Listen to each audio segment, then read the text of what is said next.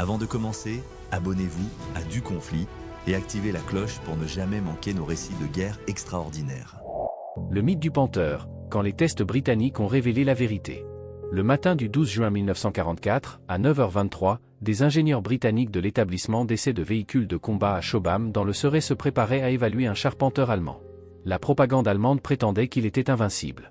Le char était un Panther Ausführer D, numéro de série 213101, construit par Machine en Fabrique Niedersachsen à Hanovre en juin 1943. Les soviétiques l'avaient capturé sur le front de l'Est et l'avaient expédié en Grande-Bretagne pour évaluation. Les ingénieurs britanniques testaient des véhicules blindés dans cette installation depuis 1942. Ils comprenaient les chars, leur ingénierie, leurs forces, leurs faiblesses. Mais le Panther était différent. C'était le char que les actualités allemandes montraient en train d'écraser l'opposition soviétique. Le char que les films d'entraînement de la Wehrmacht présentaient comme technologiquement supérieur à tout ce que possédaient les Alliés. Le char que les équipages de chars britanniques allaient affronter en Normandie dans quelques semaines. Le Panther avait des spécifications qui semblaient impressionnantes sur le papier. 45 tonnes de poids au combat. Un moteur Maybach HL 230 de 690 chevaux, régulé à 2500 tours par minute, limitant la puissance à environ 600 chevaux dans des conditions opérationnelles. Vitesse maximale sur route de 46 km/h. Blindage frontal de 80 mm d'épaisseur à 55 degrés. Un canon de 75 mm kWk-42 avec une vitesse initiale de 935 mètres par seconde utilisant des munitions perforantes standard. Sur le papier, c'était un système d'armes redoutable. En réalité, les équipes de test britanniques de l'établissement d'essai de véhicules de combat étaient sur le point de découvrir quelque chose que le haut commandement allemand savait déjà mais refusait de reconnaître. Le Panther était un désastre mécanique. Si vous êtes passionné par les révélations historiques qui défient les mythes de la Seconde Guerre mondiale, vous êtes au bon endroit sur Du Conflit. Abonnez-vous maintenant et activez la cloche pour ne manquer aucune de nos enquêtes approfondies. Le programme de test britannique était simple. Ils allaient soumettre le Panther aux mêmes essais qu'ils utilisaient pour les chars britanniques. Test de mobilité tout-terrain, essai de vitesse sur route, évaluation de la suspension, escalade de collines, test de freinage, course d'endurance. Les mêmes procédures qu'ils utilisaient pour le Churchill, le Cromwell, le Sherman. Des évaluations standards que tous les chars britanniques passaient régulièrement. Ce que l'équipe d'évaluation ne savait pas, c'est qu'ils ne termineraient jamais le programme complet de test. Le Panther ne survivrait pas assez longtemps. Le premier problème est apparu lors des essais initiaux. Les pilotes d'essai ont signalé que la troisième vitesse avait complètement échoué. La transmission passait en deuxième vitesse, passait en quatrième vitesse, mais la troisième vitesse ne produisait rien d'autre qu'un bruit de grincement et des sauts continuels. L'équipe de test comprenait des pilotes de chars expérimentés ayant des années dans le Royal Tank Regiment. Ils avaient conduit tous les chars britanniques en service et plusieurs véhicules allemands capturés. Ils connaissaient la différence entre une erreur de l'opérateur et une défaillance mécanique. Ils savaient quand une boîte de vitesse était récalcitrante et quand elle était réellement cassée. C'était une défaillance mécanique. Défaillance complète. La transmission du Panther était une boîte de vitesse à 7 rapports, 7 vitesses avant et une marche arrière, conçue pour fournir un contrôle précis sur la vitesse du char. Mais la complexité de la transmission la rendait fragile. Chaque changement de vitesse nécessitait une synchronisation précise. Chaque composant devait fonctionner parfaitement. Lorsque les conducteurs essayaient d'engager la troisième vitesse, quelque chose à l'intérieur de la boîte de vitesse avait déjà échoué. Un anneau de synchronisation peut-être, ou un collier coulissant. Les dents de l'engrenage ne s'enclenchaient pas. La transmission se dévorait de l'intérieur. L'équipe d'évaluation a noté le problème de vitesse dans les journaux officiels. Troisième vitesse inopérante, cause inconnue. L'équipe a continué les tests sans la troisième vitesse. Les protocoles d'évaluation n'exigeaient pas une troisième vitesse fonctionnelle pour la plupart des tests. Ils pouvaient contourner le problème. Des chars britanniques avec des vitesses défaillantes avaient terminé des essais auparavant. Donc, une seule vitesse défaillante n'était pas suffisante pour arrêter l'évaluation. Ce qu'ils ne pouvaient pas contourner, c'est ce qui s'est passé ensuite. Lors des tests de suspension sur terrain accidenté, le Panther a manifesté un comportement qui a dérouté l'équipe d'évaluation. Le système de suspension à double barre de torsion, censé être l'une des caractéristiques avancées du Panther, semblait dur et inconfortable. Le nez plongeait violemment lors des chocs, mettant complètement à fond la suspension avant. L'équipage à l'intérieur a signalé être projeté avec suffisamment de force pour causer des ecchymoses. Cela n'avait aucun sens pour les ingénieurs. La suspension du Panther semblait sophistiquée. Double barre de torsion pour chacune des 8 roues portantes entrelacées de chaque côté. 18 roues portantes par côté, 36 roues au total, toutes se chevauchant dans un motif complexe. L'ingénierie allemande s'était concentrée sur la création d'une conduite douce avec une excellente répartition du poids. Pourtant, la réalité était un système de suspension qui fonctionnait moins bien que la suspension relativement simple des chars britanniques comme le Churchill. L'équipe d'évaluation a mis en place une instrumentation pour mesurer objectivement les performances de la suspension. Des accéléromètres montés à l'intérieur du compartiment de l'équipage, des caméras pour enregistrer le débattement de la suspension. Les données ont confirmé ce que l'équipage ressentait. La suspension du Panther avait une distance de débattement très courte avant de toucher le fond. Lorsque les roues portantes avant heurtaient d'un obstacle, la suspension se comprimait rapidement puis frappait les butées avec une force choquante. L'avantage théorique du système de double barre de torsion, qu'il pouvait gérer des charges plus élevées avec un meilleur amortissement, ne se traduisait pas par un meilleur confort d'équipage ou de meilleures performances tout-terrain. En comparaison, lorsqu'ils ont effectué les mêmes tests avec un Churchill 7, la suspension du Churchill absorbait les mêmes obstacles avec beaucoup moins de violence. Le Churchill utilisait un système de suspension à ressorts hélicoïdaux avec 11 roues portantes par côté sur chaque chenille. Plus simple, plus lourd, mais plus tolérant. L'équipage du Churchill a signalé une conduite confortable même sur terrain accidenté. L'équipage du Panther a signalé sentir chaque bosse. Les membres de l'équipe d'évaluation qui ont roulé dans les deux chars pendant les essais tout-terrain ont noté que la fatigue de l'équipage importerait considérablement au combat. Un équipage qui était malmené par la suspension de son propre char serait plus lent à réagir, moins précis en tir, plus épuisé après une journée d'opération. La conduite rude du Panther était un désavantage tactique, pas seulement un problème de confort. Les essais de vitesse sur route ont produit plus de déceptions. Les spécifications allemandes prétendaient que le Panther pouvait atteindre 46 km/h sur les routes. L'équipe britannique a vérifié cette spécification sur de bonnes surfaces routières. La vitesse tout-terrain était pire. Le Panther affichait des vitesses moyennes plus lentes que le Churchill 7 sur terrain accidenté. Malgré le fait que le Churchill soit un char d'infanterie lourd non conçu pour la vitesse, le Panther était censé être un char moyen mettant l'accent sur la mobilité.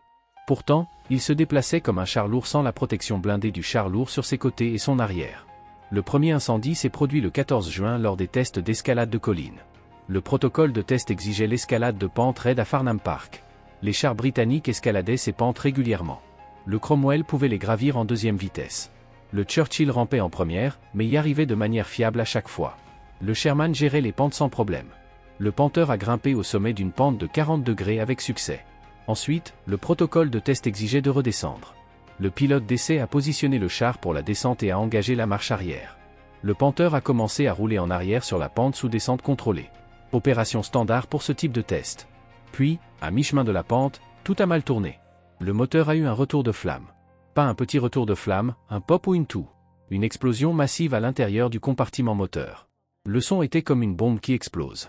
La force était suffisamment forte pour faire sauter partiellement les trappes d'accès au moteur, les loquets incapables de résister à l'onde de pression.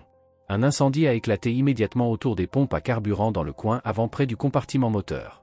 Des flammes oranges ont jailli. Pas les flammes rouges du bois ou du papier en feu, l'orange distinctif de l'essence en combustion. Une fumée noire a jailli du compartiment moteur, épaisse et toxique, l'odeur âcre du carburant brûlé et du métal chaud. Le pilote d'essai a effectué un arrêt d'urgence, a coupé le moteur, a ouvert sa trappe. L'entraînement de l'équipage a pris le relais.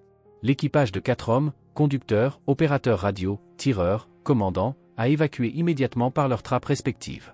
Ils étaient au sol et loin du char en 10 secondes.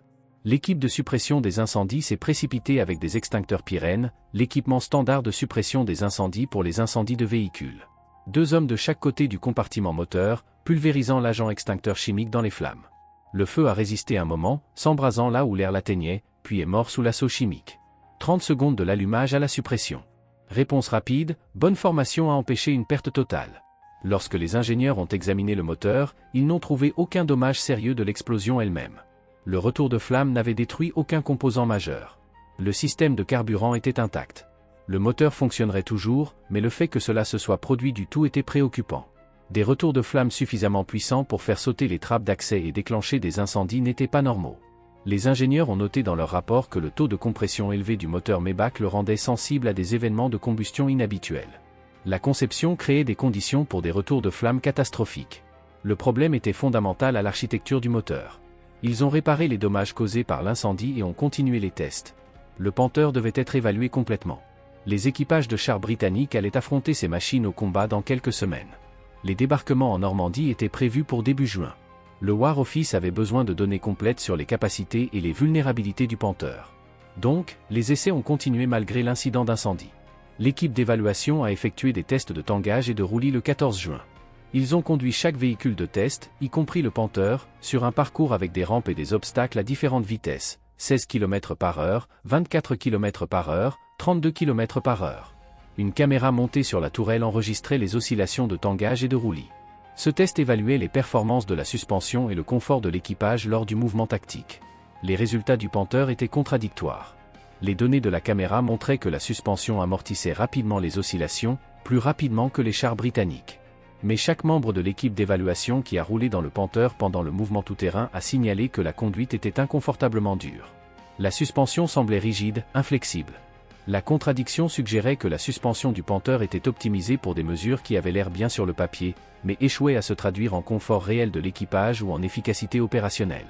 Le deuxième incendie s'est produit le 28 juillet lors des essais d'endurance à Long Valley. Le protocole exigeait de faire fonctionner le char autour d'un parcours d'essai de manière répétée pour évaluer la fiabilité mécanique sous fonctionnement soutenu. Le Panther avait terminé un circuit complet du parcours. Au deuxième tour, la direction nécessitait un ajustement. Procédure standard lorsque la réponse de direction se dégradait. Le pilote d'essai a arrêté le char et a éteint le moteur. Immédiatement, une fumée épaisse a commencé à remplir la tourelle. La fumée provenait du compartiment moteur. En quelques secondes, une explosion a déchiré le compartiment moteur. Le plancher du compartiment moteur s'est enflammé. Les flammes se sont propagées rapidement. Cet incendie était plus grave que le premier. L'ensemble du compartiment moteur était englouti avant que l'équipage ne puisse réagir. Ils ont évacué immédiatement. L'équipe de suppression des incendies s'est précipitée, mais l'incendie s'était déjà propagé de manière trop étendue. Le moteur Maybach brûlait intensément. Les conduites de carburant ont fondu. Le fluide hydraulique s'est enflammé. La chaleur était suffisamment forte pour déformer les composants métalliques. Au moment où ils ont éteint les flammes, le compartiment moteur du Panther était détruit au-delà de toute réparation économique. Les ingénieurs ont examiné l'épave attentivement. Le rapport officiel a documenté leurs conclusions en détail. L'incendie avait commencé par un autre retour de flamme. Celui-ci se produisant après que le moteur ait été éteint. Une substance incandescente, probablement une accumulation de carbone sur les bougies d'allumage ou un morceau de carbone incandescent dans la chambre de combustion, avait enflammé les vapeurs de carburant dans le moteur. Le retour de flamme a soufflé du carburant et des vapeurs d'huile à travers les filtres à air, qui étaient des filtres de type bain d'huile montés centralement sur le moteur. Les entrées des filtres à air étaient positionnées sous les unités. Lorsque le retour de flamme s'est produit, il a pulvérisé de l'huile et des vapeurs de carburant directement sur les couvre-soupapes chauds et les collecteurs d'échappement. Avec le moteur chaud du fonctionnement, les vapeurs se sont enflammées immédiatement. L'explosion qui a suivi était suffisamment violente pour rompre les conduites de carburant flexibles et le carburant en feu s'est déversé dans le compartiment moteur. Le Panther s'était consumé de l'intérieur. Les essais sur cette machine ont été abandonnés. L'établissement d'essais de véhicules de combat a publié son rapport en mai 1944. Bien que les tests n'aient été achevés qu'à la fin juillet, les conclusions étaient accablantes. Le Panther se comparait très défavorablement à n'importe quel char britannique en service. La quantité de problèmes mécaniques rencontrés pendant les essais limités était inacceptable. La troisième vitesse a échoué immédiatement et est restée inopérante pendant tous les tests. La suspension fonctionnait mal malgré des spécifications techniques impressionnantes. Le moteur était sujet à des incendies catastrophiques. Le rapport notait que de nombreux résultats de tests étaient peu concluants parce que le char avait échoué mécaniquement avant que l'équipe ne puisse terminer le programme d'évaluation complet. Le rapport officiel, document numéro FT 1391, est devenu un document de renseignement clé distribué aux unités de chars britanniques se préparant aux opérations en Normandie. Le rapport incluait des comparaisons spécifiques avec les chars britanniques. Tout-terrain, la vitesse moyenne était plutôt inférieure à celle du Churchill 7, malgré le fait que le Panther soit classé comme char moyen contre la désignation de char lourd du Churchill. Sur les routes, la vitesse maximale avait été vérifiée à environ 48 km/h, correspondant aux affirmations allemandes. Mais la découverte critique était la fiabilité. Le rapport déclarait clairement que la quantité de problèmes mécaniques rencontrés lors de cet essai suggérait que le Panther se comparait très défavorablement à n'importe quel char britannique maintenant en service. Concernant la suspension, bien que les enregistrements de tangage de la caméra montraient une capacité marquée à amortir les oscillations, l'opinion de tous les membres du personnel d'évaluation qui avaient roulé tout terrain dans le char était que la suspension n'était pas bonne. La conduite était dure, inconfortable, et contribuerait à la fatigue de l'équipage lors d'opérations prolongées. Mais l'histoire de l'évaluation britannique des Panthers allemands n'était pas terminée. En fait, l'expérience avec ce premier Panther capturé par les Soviétiques à l'été 1944 serait répétée à une échelle beaucoup plus grande 3 ans plus tard, avec des conséquences qui démontreraient finalement sans aucun doute le mythe de la supériorité technique allemande dans la conception de chars. Si ces révélations vous fascinent, n'hésitez pas à liker cette vidéo et à la partager avec d'autres passionnés d'histoire militaire. Sur Du Conflit, nous décortiquons les mythes de la guerre avec rigueur et précision. La guerre s'est terminée en mai 1945. Alors que les forces britanniques avançaient en Allemagne, elles ont capturé de vastes quantités d'équipements allemands. Dans la ville de Hanovre, qui est tombée à la 9e armée britannique en avril 1945, les Britanniques ont découvert l'une des 3 principales usines d'assemblage de Panther. L'installation machine en fabrique Niedersachsen-Hannover, connue sous le nom de MNH, construisait des Panthers depuis le début de 1943. Lorsque les forces britanniques sont arrivées, elles ont trouvé les chaînes d'assemblage partiellement détruites par les raids de bombardement alliés de la mi-mars 1945, mais des nombres importants de composants de Panther restaient. Moteurs, transmission, sections de coque, tourelles, systèmes d'armes, tous attendant d'être assemblés. Les forces d'occupation britanniques comprenaient l'atelier de troupes blindées 823 du Royal Electrical and Mechanical Engineer, connu sous le nom de REM. Cette unité était spécialisée dans la réparation et l'entretien des véhicules blindés. Ils sont arrivés à Hanovre le 8 juin 1945 et ont initialement installé leurs opérations à l'usine Anomag. Leur commandant, le capitaine William J. Gadlow, a reçu l'ordre du quartier général de l'armée britannique du Rhin de compléter autant de chars Panther que possible à partir des composants restants de l'installation MNH. Le but était simple. Les Britanniques avaient besoin de Panthers pour des tests comparatifs avec les conceptions de chars britanniques. Ils devaient comprendre exactement comment le Panther se comparait aux chars britanniques comme le prochain Centurion et le char lourd expérimental Black Prince. L'atelier 823 a déménagé dans une usine à Linden, au sud de Hanovre, le 29 juin 1945. La ligne d'assemblage principale de MNH à Linden était trop endommagée pour être utilisée, mais l'installation de Linden était largement intacte. Linden avait été une usine de sous-assemblage pendant la guerre, produisant des maillons de chenilles, des tubes de canon et divers composants plus petits pour les Panthers. Le bâtiment avait un bon éclairage au plafond, une structure de toit fonctionnelle et un espace de travail adéquat pour le projet d'assemblage. Le capitaine Adlow a organisé les efforts de manière systématique. Il était un officier formé du Royal Electrical and Mechanical Engineer avec une expertise en récupération et réparation de véhicules. Des travailleurs allemands qui avaient construit des Panthers pendant la guerre ont été retenus pour aider. Ces hommes connaissaient intimement les systèmes du Panther. Ils en avaient construit des centaines pendant les années de guerre. Beaucoup étaient ambivalents à l'idée d'aider les Britanniques. L'Allemagne avait perdu la guerre, mais la fierté nationale demeurait. Cependant, ils avaient besoin d'emploi. Ils avaient besoin d'argent. Leur famille avait besoin de nourriture. Les Britanniques les payaient en marques d'occupation et fournissaient des rations. Les considérations pratiques l'ont emporté sur les considérations politiques. Les mécaniciens britanniques du REM ont supervisé le processus d'assemblage, apprenant au fur et à mesure qu'ils travaillaient. Le processus a révélé à quel point la philosophie d'ingénierie allemande était différente de la pratique britannique. Les chars britanniques étaient conçus pour être entretenus dans des conditions de terrain avec des outils de base. Les composants étaient accessibles, remplaçables, souvent interchangeables entre les modèles. Les chars allemands, en particulier le Panther, étaient conçus comme des machines de précision.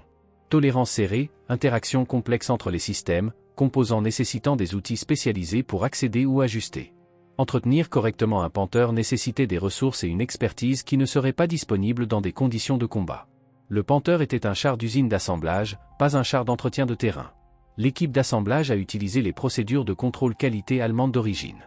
Chaque châssis devait être conduit en essai sur 15 km sans la tourelle montée pour vérifier le bon fonctionnement des composants automobiles.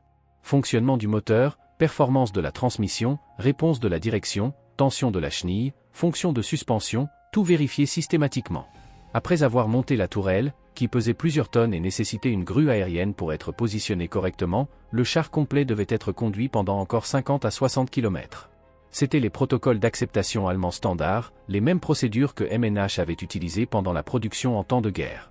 Les Panthers terminés étaient testés sur les landes voisines autour de Linden, conduits par des conducteurs REM avec des mécaniciens allemands à bord pour fournir des conseils. Les mécaniciens ont noté que même ces Panthers flambant neufs, assemblés soigneusement avec des composants de qualité dans de bonnes conditions, développaient rapidement des problèmes. Des fuites d'huile sont apparues autour des couvre-soupapes. Des fuites de liquide de refroidissement ont émergé des joints du moteur. La direction devenait progressivement plus rigide à mesure que les embrayages s'usaient.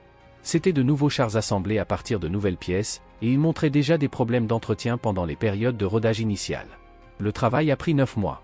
D'août 1945 au printemps 1946, l'atelier 823 a terminé 9 chars Panther et 12 Jag Panther, la variante chasseur de chars construite sur le châssis du Panther. Chaque véhicule terminé a reçu une petite plaque en laiton soudée sur la plaque glacier avant.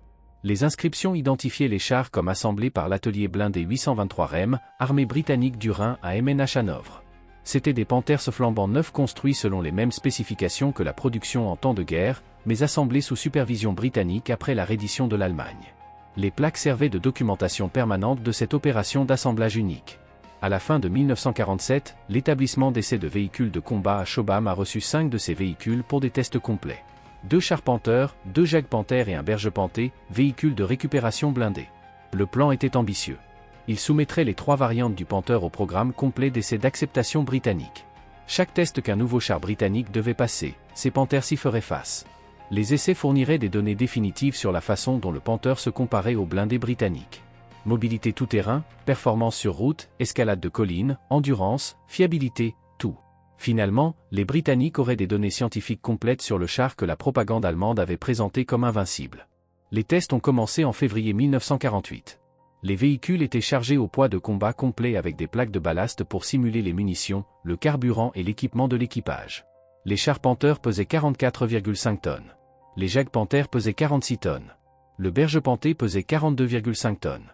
Les 5 véhicules étaient essentiellement neufs. Les Panthers et Jagdpanther avaient été assemblés en 1945 et avaient un temps de fonctionnement minimal depuis l'assemblage. Le Bergepanther avait parcouru 632 km avant d'arriver à l'établissement et avait besoin d'un nouveau moteur installé avant que les essais ne puissent commencer. À l'exception des moteurs de rechange, aucune pièce de rechange n'était disponible. Les véhicules devraient terminer les essais en utilisant uniquement les composants avec lesquels ils avaient été assemblés. En quelques jours après le début des essais, il est devenu apparent que terminer le programme de test complet serait impossible. Les Panthers s'échouaient mécaniquement à un rythme alarmant. Les mécanismes de direction dysfonctionnaient, les moteurs prenaient feu, les transmissions tombaient en panne. L'équipe de test, dirigée par des ingénieurs du département de conception de véhicules de combat, a rapidement réalisé qu'ils devraient modifier leur approche. Le plan original de tester les 3 variantes du Panther séparément a été abandonné. Au lieu de cela, ils se concentreraient sur l'obtention de toutes les données qu'ils pouvaient à partir des véhicules qui restaient opérationnels, cannibalisant les cassés pour des pièces de rechange afin de maintenir les autres en marche. La première défaillance majeure s'est produite lors des essais initiaux tout-terrain. Un char Panther a subi une défaillance complète de son mécanisme de direction. Le mode de défaillance exact était instructif. Le système de direction du Panther utilisait une direction par embrayage et frein. Pour tourner à gauche, le conducteur engageait un embrayage qui désengageait la puissance de la chenille gauche et appliquait un frein pour ralentir cette chenille. Le char pivotait vers la chenille ralentie. Pour tourner à droite, le même processus du côté droit. Ce système fonctionnait de manière acceptable sur un sol plat à des vitesses modérées. Sous contrainte en terrain accidenté, en effectuant des virages serrés, le système échouait de manière catastrophique. Lors de l'essai tout-terrain, le pilote d'essai a tenté un virage serré à gauche tout en traversant une section ornière du parcours. Il a engagé l'embrayage de direction gauche et a appliqué le frein gauche. L'embrayage a glissé. Au lieu de se désengager en douceur, l'embrayage a brûlé. Le matériau de friction a surchauffé. De la fumée a commencé à sortir du boîtier de l'embrayage. La direction est devenue erratique. Le conducteur a essayé de compenser, mais l'embrayage était détruit. Le mécanisme de direction du côté gauche était complètement inopérant. Le char ne pouvait tourner qu'à droite. Il était impossible à contrôler correctement. Le conducteur a arrêté le Panther et a signalé la défaillance. Le char a été retiré des tests immédiatement et dépouillé pour les pièces. L'ensemble d'embrayage détruit a été retiré et examiné. Les surfaces de friction étaient brûlées en noir. L'embrayage avait surchauffé à cause d'une charge excessive et avait complètement échoué. C'était une inadéquation de conception, pas un défaut de fabrication. L'embrayage n'était pas dimensionné de manière appropriée pour les charges que le poids du Panther créait lors de manœuvres de direction dure. Le deuxième char Panther a développé des problèmes de moteur presque immédiatement lors de la course tout-terrain. Le moteur Maybach a commencé à surchauffer. Les jauges de température ont grimpé dans la zone rouge. La température du liquide de refroidissement a dépassé 100 degrés Celsius. Le pilote d'essai a signalé des indicateurs d'avertissement sur le tableau de bord. Il a réduit la vitesse, mais la température a continué à grimper. Quelque chose dans le système de refroidissement ne fonctionnait pas correctement. Le système de refroidissement du Panther était complexe. Le compartiment moteur était scellé, conçu à l'origine pour que le Panther soit amphibie, bien que cette capacité n'ait jamais été réellement mise en œuvre dans la production.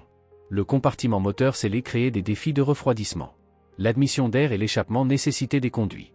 Le liquide de refroidissement devait circuler à travers des radiateurs montés dans des positions spécifiques. Toute restriction dans le flux d'air de refroidissement, tout blocage dans les passages de liquide de refroidissement, et le moteur surchaufferait rapidement. Le pilote d'essai a continué l'essai selon le protocole. La température était élevée, mais pas encore à des niveaux de défaillance critiques. Puis est venu le schéma familier que les ingénieurs britanniques avaient vu 3 ans plus tôt. Le moteur a eu un retour de flamme. Un bang sec comme un coup de fusil à l'intérieur du compartiment moteur. Explosion dans le compartiment moteur. Un incendie a éclaté immédiatement. Des flammes oranges visibles à travers les grilles du pont moteur. Une fumée noire a jailli en nuages épais. Le conducteur a éteint le moteur immédiatement et a évacué. L'équipe de suppression des incendies s'est précipitée, Mais cet incendie était plus grave que ceux qu'ils avaient gérés pendant les tests de 1944. Les flammes s'étaient propagées à plusieurs conduites de carburant. La chaleur était intense. Les extincteurs ne pouvaient pas le supprimer complètement. Au moment où ils ont maîtrisé l'incendie, le moteur était détruit. Couvre-soupape fondu. Conduite de carburant brûlée. Faisceau de câblage incinéré. Le carburateur était endommagé au-delà de toute réparation. Le moteur Maybach HL230, qui avait coûté des milliers de Reichsmark à fabriquer pendant la guerre, n'était maintenant que de la ferraille. Ce panteur a également été retiré et désigné comme source de pièces de rechange. Sa transmission, ses embrayages de direction, ses roues portantes, tout ce qui était récupérable est allé dans l'inventaire de pièces de rechange pour maintenir d'autres Panthers en marche. Le premier Jagd Panther a duré plus longtemps, mais pas de beaucoup. Il a terminé plusieurs essais avec succès. L'équipe a commencé à espérer qu'il pourrait obtenir des données utiles d'au moins un véhicule. Puis, lors d'une course d'endurance, la transmission a échoué de manière catastrophique. Des engrenages se sont dépouillés à l'intérieur de la boîte de vitesse. Le véhicule a perdu toute capacité de conduite avant. Il a été remorqué jusqu'à la zone de maintenance et cannibalisé pour les pièces. L'examen interne a montré que les dents des engrenages s'étaient cassées sous la charge, un signe que les composants de la transmission n'étaient pas suffisamment robustes pour le poids du véhicule et le stress des opérations soutenues. Le deuxième Jagd Panther est devenu le véhicule de test principal par défaut. C'était le dernier encore capable de mouvement. L'équipe a concentré tous leurs efforts pour maintenir ce seul véhicule opérationnel. Ils ont terminé quelques tests de mobilité, quelques essais de vitesse sur route, mais le Jagd Panther se détériorait rapidement. La direction devenait de plus en plus difficile à opérer. La transmission faisait des bruits inquiétants, des sons de grincement lors des changements de vitesse, des cliquetis métalliques lors de manœuvres dures. Le moteur consommait de l'huile à un rythme alarmant, nécessitant des remplissages après chaque essai. Lors des essais d'escalade de collines, le désastre a frappé. Le protocole de test incluait des tests de maintien de frein sur des pentes raides. C'était critique pour évaluer si un char pouvait maintenir sa position sur des pentes pendant le combat. Important pour les opérations défensives où les chars devaient combattre à partir de positions à couvert sur les flancs de collines.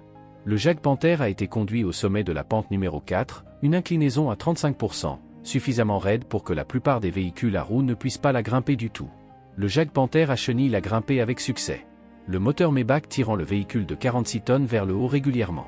Au sommet, le pilote d'essai a positionné le véhicule nez vers le haut sur la pente et a appliqué les freins.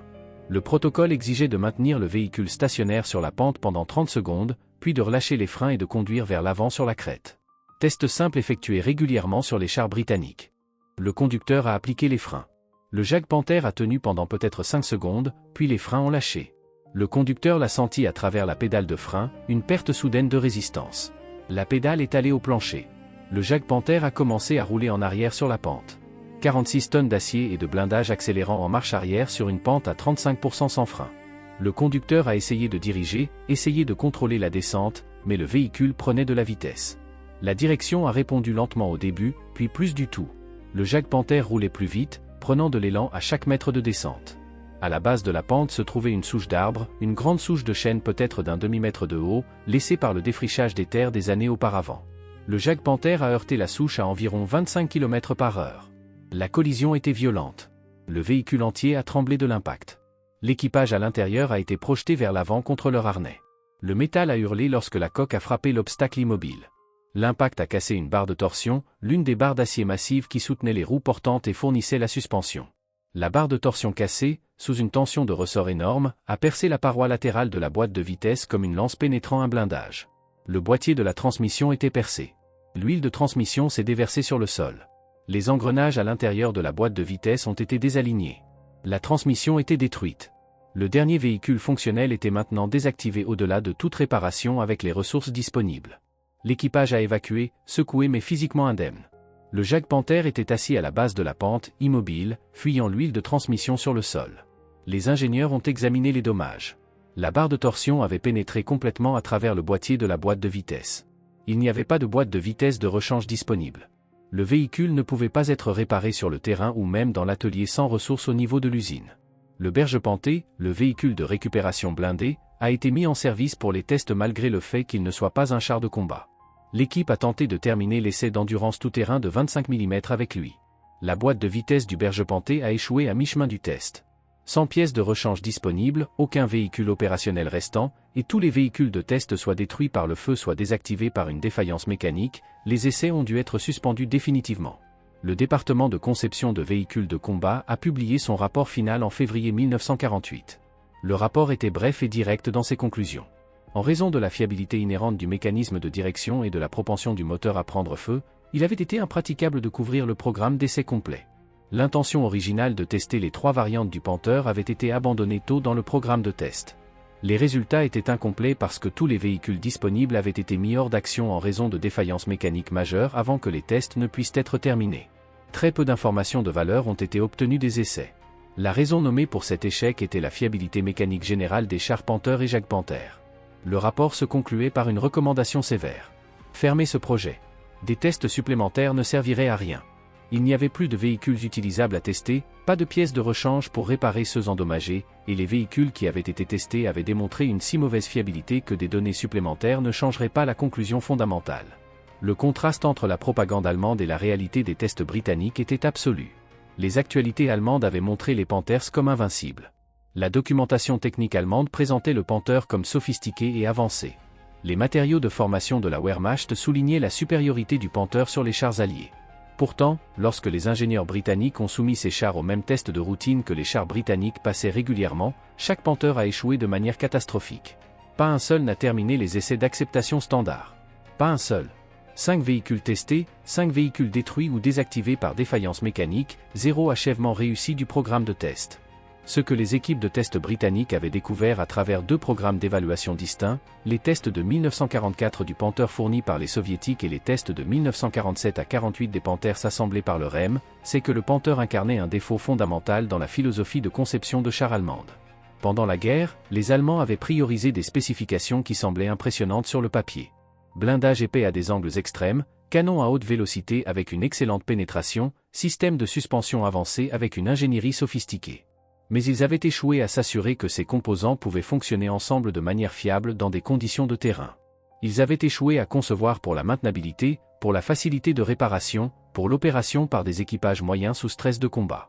Le Panther avait été précipité en production en 1943 pour respecter la date limite d'Adolf Hitler pour l'offensive de Koursk. La date limite était absolue. Hitler avait ordonné que les Panthers soient prêts d'ici juillet 1943 pour l'opération Citadelle, la massive offensive allemande destinée à pincer le saillant de Koursk. La conception avait été finalisée en janvier 1942, mais les tests avaient été abrégés. Les problèmes avaient été minimisés. La production avait commencé avant que la conception ne soit mature. Le résultat a été catastrophique. Les premiers Panthers de production envoyés à Koursk en juillet 1943 avaient été des désastres mécaniques. Les dossiers militaires allemands documentent l'échec dans des détails douloureux. Les 200 Panthers déployés pour l'opération Citadelle ont subi des taux de défaillance mécanique catastrophiques qui ont dépassé les pertes au combat. Le 5 juillet 1943, le premier jour de l'offensive, seulement 40 Panthers restaient opérationnels en soirée. Les autres étaient tombés en panne. Transmission échouée, transmission finale cassée, moteur surchauffé et pris feu. Système de direction échoué. Des Panthers brûlaient spontanément sans être touchés par le feu ennemi. Des incendies internes détruisaient des chars qui n'avaient jamais été engagés par les forces soviétiques. Les commandants allemands à Koursk ont déposé des rapports détaillés sur les défaillances du Panther. Le général Heinz Guderian, inspecteur général des troupes blindées, a visité le front pendant la bataille. Il a observé les Panthers de première main dans des conditions de combat. Ces rapports notaient que les transmissions finales échouaient de manière catastrophique, que les transmissions se cassaient après une utilisation minimale, que les moteurs prenaient feu fréquemment. Guderian a recommandé d'arrêter la production du Panther jusqu'à ce que les problèmes fondamentaux puissent être résolus. Sa recommandation a été ignorée par le commandement supérieur. L'Allemagne avait désespérément besoin de chars. Le front de l'Est consommait des véhicules blindés à un rythme insoutenable. La production ne pouvait pas s'arrêter pour des raffinements d'ingénierie. Au lieu de cela, l'approche consistait à apporter des améliorations progressives tout en poursuivant la production et en acceptant des taux de perte élevés dus à une défaillance mécanique. La réponse allemande avait été d'apporter des améliorations progressives au modèle de production ultérieur. Le modèle Ausfuhren introduit en septembre 1943 avait des modifications pour améliorer la fiabilité. Le modèle Ausfuhren G introduit au printemps 1944 avait d'autres changements. Mais ces modifications traitaient les symptômes, pas les problèmes de conception fondamentaux. Le moteur du Panther était surexploité dès le début. Le Maybach HL230 avait été conçu pour un char pesant 30 à 35 tonnes. Le Panther de production pesait 45 tonnes. Le moteur fonctionnait 30% au-dessus de sa charge conçue en permanence.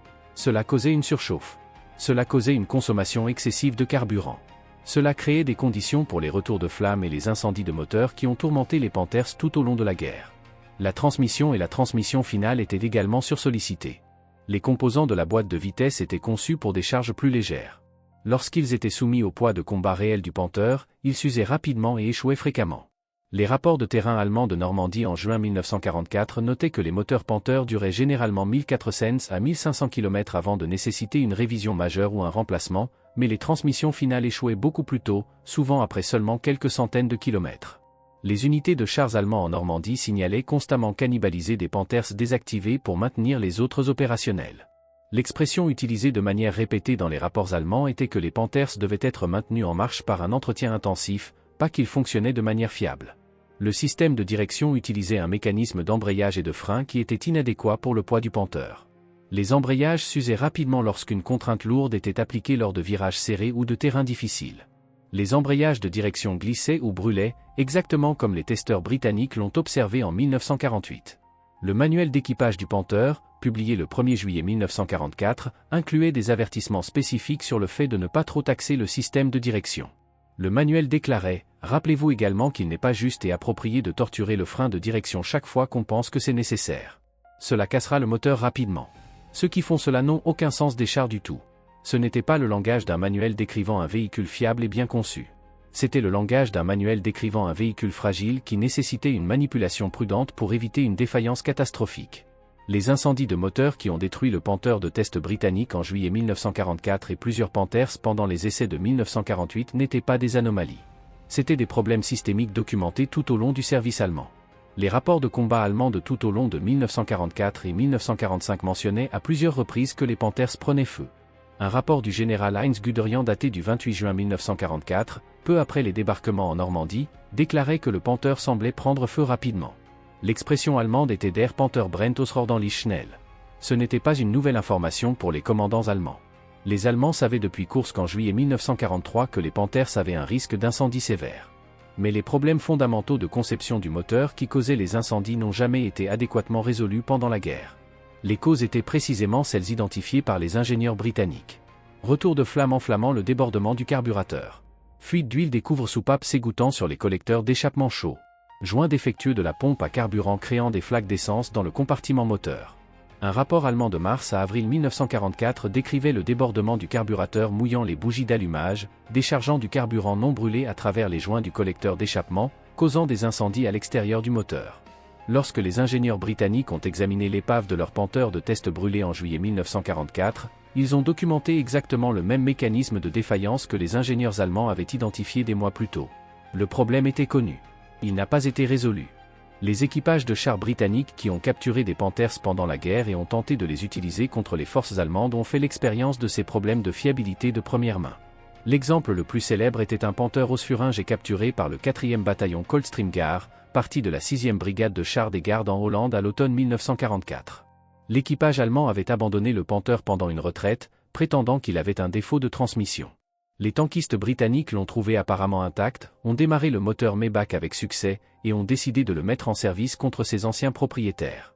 Ils l'ont nommé Kuko, ont peint de grandes étoiles blanches de reconnaissance alliées sur la coque et la tourelle pour éviter les incidents de tir ami, et ont formé un équipage de volontaires qui ont appris à opérer les commandes allemandes. Kuko a été photographié de manière extensive, y compris une photographie de l'Imperial War Museum le montrant en action contre le château de Gelsenkirchen sur les rives de la rivière Maas le 29 novembre 1944. Les équipages britanniques ont été impressionnés initialement par des aspects spécifiques du Panther. Le canon de 75 mm kWk-42 était puissant et précis, bien supérieur au canon monté dans les Churchill.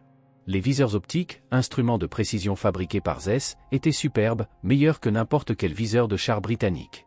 Le blindage frontal épais du Panther fournissait la confiance que les canons antichars allemands ne pouvaient pas le pénétrer frontalement. Kuko a participé à plusieurs engagements pendant près de 3 mois de service de prise avec les gardes. Les équipages ont signalé que lorsque le Panther fonctionnait, il était redoutable. Le canon pouvait détruire des chars allemands à des distances où les canons allemands ne pouvaient pas pénétrer le blindage frontal du Panther. L'optique permettait un engagement précis des cibles à longue distance. Mais Kuko nécessitait un entretien constant. Le moteur fuyait de l'huile continuellement. La consommation de carburant était énorme, bien pire que les chars britanniques opérant dans la même zone. La direction nécessitait des ajustements fréquents. La transmission, le composant qui était censé avoir causé l'équipage allemand à l'abandonner initialement, est resté problématique tout au long du service britannique. Elle fonctionnait, mais elle faisait des bruits inquiétants. Sons de grincement lors des changements de vitesse, cliquetis métalliques lors de manœuvres dures. Les mécaniciens britanniques ont travaillé sur Cuckoo constamment entre les opérations, essayant de le maintenir en marche. Après près de 3 mois d'utilisation, une défaillance mécanique a mis fin au service de Cuckoo.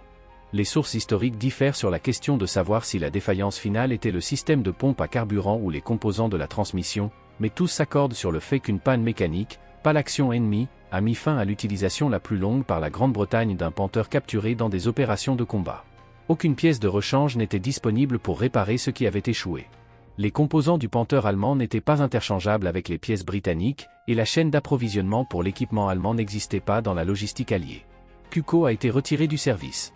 Les Coldstream Guard sont retournés à l'utilisation de leurs Churchill et Cromwell, qui étaient plus lents et moins bien armés que le Panther, mais vastement plus fiables. Un Churchill ne pouvait peut-être pas pénétrer un Panther frontalement, mais un Churchill fonctionnerait toujours à la fin d'une semaine d'opération continue. Le Panther serait probablement en panne, attendant des pièces et un entretien spécialisé. L'armée française a eu une expérience similaire après la guerre. La France a exploité des Panthers capturés dans la période immédiate de l'après-guerre, les utilisant dans des unités militaires françaises stationnées en Allemagne occupée jusqu'à la fin des années 1940. Les rapports d'entretien français documentaient des problèmes mécaniques constants. Défaillance de moteur nécessitant un remplacement, panne de transmission, dysfonctionnement de direction, défaillance de transmission finale. Les Français ont finalement abandonné les Panthers capturés parce que les exigences d'entretien étaient insoutenables.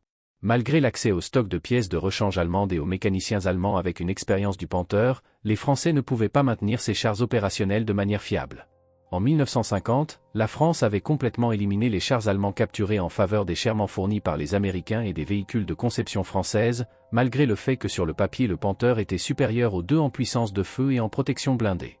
Ce qui a émergé de toutes ces expériences, les tests britanniques en 1944 et à nouveau en 1947 à 48, les rapports de combat allemands de course que jusqu'à la fin de la guerre, les tentatives alliées d'opérer des Panthers capturés au combat, étaient un schéma cohérent. Le char Panther était un véhicule nécessitant beaucoup d'entretien, mécaniquement peu fiable, qui nécessitait des soins exceptionnels et un accès immédiat aux pièces de rechange pour rester opérationnel. Dans les conditions contrôlées d'un programme de test d'usine avec des mécaniciens qualifiés et une disponibilité complète des pièces, un Panther pouvait fonctionner de manière adéquate pendant des périodes limitées. Dans les conditions de combat réel, avec un entretien de terrain, des pièces de rechange limitées et des équipages moyens sous stress de combat, les Panthers tombaient en panne constamment. Les statistiques étaient indéniables. Le programme de test britannique, à la fois les essais de 1944 sur le Panther fourni par les Soviétiques et les essais de 1947 à 48 sur les Panthers assemblés par le REM, ont fourni aux services de renseignement alliés des informations inestimables. Les équipages de chars britanniques et américains affrontant des Panthers au combat savaient ne pas être intimidés par la réputation du char. Oui, le Panther avait un blindage frontal épais qui était difficile à pénétrer. Oui, il avait un canon puissant qui pouvait détruire les chars alliés à longue portée. Mais il était mécaniquement fragile. Les tactiques de combat ont évolué pour exploiter ces faiblesses mécaniques. Forcer les Panthers dans des situations nécessitant du stress mécanique. Les faire manœuvrer en terrain difficile. Les faire grimper des collines. Les faire reculer rapidement. Les faire combattre en terrain rapproché où ils ne pouvaient pas utiliser leur avantage de portée. Les faiblesses mécaniques du Panther sont devenues des vulnérabilités tactiques qui ont informé la doctrine de combat alliée. Les tactiques de chars britanniques en Europe du Nord-Ouest à partir de l'été 1944 ont spécifiquement exploité la fiabilité du Panther. Forcer l'engagement en terrain rapproché où les Panthers ne pouvaient pas utiliser leur portée de canon supérieure.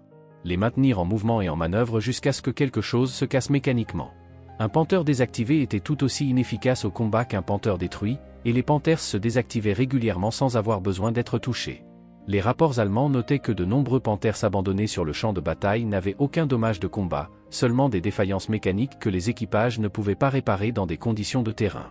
L'histoire de l'évaluation britannique du Panther est finalement une histoire sur la différence entre concevoir pour les spécifications et concevoir pour la fiabilité. Les Allemands ont créé un char qui avait l'air impressionnant dans les documents techniques et les films de propagande. Blindage épais, canon puissant, suspension sophistiquée, optique de contrôle de tir avancée. Les Britanniques ont créé des chars qui fonctionnaient. Les Panthers allemands avaient une meilleure protection blindée à l'avant, de meilleurs canons avec une vitesse initiale plus élevée, de meilleures spécifications sur le papier dans presque toutes les catégories. Les Churchill et Cromwell britanniques et les Sherman américains avaient un blindage médiocre en comparaison, des canons médiocres, des spécifications peu impressionnantes dans les comparaisons techniques. Mais les chars britanniques et américains continuaient à fonctionner. Ils pouvaient être entretenus dans des conditions de terrain par des mécaniciens moyens avec des outils de base. Ils ne prenaient pas feu spontanément à cause de défauts de conception. Ils terminaient leur mission et retournaient être entretenus pour l'opération suivante. Les 5 Panthers testés à Chobham de février à mi-1948, tous véhicules flambant neufs construits dans des conditions idéales avec des composants allemands de qualité et un assemblage qualifié, ne pouvaient pas terminer un essai d'acceptation standard. Chacun d'eux a échoué mécaniquement avant de terminer le programme de test. Un a brûlé complètement lorsque le moteur a pris feu. Un a subi une défaillance catastrophique de l'embrayage de direction. Un a eu des engrenages de transmission dépouillés sous la charge. Un a eu sa boîte de vitesse détruite lorsqu'une barre de torsion cassée a percé le boîtier après une défaillance de frein sur une pente. Le 5e a été cannibalisé pour les pièces avant de pouvoir être testé parce que les autres avaient échoué si rapidement.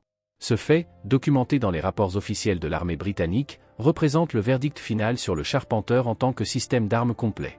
Ce n'était pas l'arme miracle de la propagande allemande. C'était un désastre mécanique qui a consommé les ressources allemandes, la capacité industrielle, la main-d'œuvre qualifiée et les matériaux stratégiques tout en fournissant une capacité de combat peu fiable. Le Panther nécessitait 2 à 3 fois plus d'hommes pour être construit qu'un Panzer IV, utilisait des métaux d'alliage rares dont l'Allemagne manquait dès 1944, et nécessitait des équipages et des mécaniciens hautement qualifiés pour fonctionner. Pourtant, il tombait en panne plus fréquemment que les chars allemands plus simples et beaucoup plus fréquemment que les chars alliés. D'un point de vue stratégique, l'Allemagne aurait été mieux servie en construisant plus de Panzer IV, qui étaient fiables, faciles à entretenir et efficaces au combat, plutôt qu'en poursuivant la conception du Panther techniquement sophistiquée mais fondamentalement défectueuse. Le mythe de la supériorité technique allemande dans la conception de chars est mort dans les incendies de compartiments moteurs et les défaillances de transmission documentées par les ingénieurs de test britanniques à Chobham en 1944 et à nouveau en 1948. Les tests étaient méthodiques, scientifiques et concluants. Les résultats étaient sans ambiguïté. Le Panther avait l'air formidable.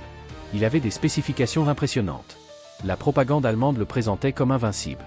Mais lorsqu'il a été soumis aux mêmes tests standards que les chars britanniques passaient régulièrement, il a complètement échoué. Pas une fois, mais 2 fois dans des programmes de tests séparés à 3 ans d'intervalle, utilisant des véhicules différents de sources différentes. La conclusion était inéluctable et soutenue par les rapports de combat allemands de leurs propres unités de première ligne. Le Panther était peu fiable, sujet à une défaillance mécanique catastrophique, difficile à entretenir et inadapté aux opérations de combat soutenues. Avant de partir, si cette enquête approfondie vous a captivé, prenez un moment pour liker cette vidéo. Cela nous aide énormément à partager davantage d'histoires oubliées de la Seconde Guerre mondiale avec une communauté toujours plus grande. Abonnez-vous à Du Conflit pour rester connecté avec ces récits inédits qui défient les mythes historiques. Et nous aimerions vraiment avoir de vos nouvelles. Laissez un commentaire pour nous dire d'où vous regardez. Notre communauté s'étend de Singapour à Stockholm, de Paris à Montréal. Des passionnés d'histoire aux vétérans, vous faites partie de quelque chose de spécial ici. Vos commentaires enrichissent chaque vidéo et créent une véritable conversation autour de ces révélations historiques. Quelle partie de cette histoire vous a le plus surpris? Connaissiez-vous déjà les faiblesses du Panther? Partagez vos réflexions dans les commentaires. Nous lisons chacun d'entre eux et nous adorons échanger avec vous. Si vous avez apprécié cette analyse détaillée, consultez nos autres enquêtes sur les mythes de la Seconde Guerre mondiale. Nous avons récemment publié une vidéo fascinante sur les véritables performances du Tiger allemand, un autre char surestimé par la propagande. Le lien est dans la description. N'oubliez pas d'activer la cloche de notification pour ne manquer aucune de nos prochaines révélations. Chaque semaine, nous publions de nouvelles enquêtes historiques basées sur des documents d'archives authentiques, exactement comme celles que vous venez de voir.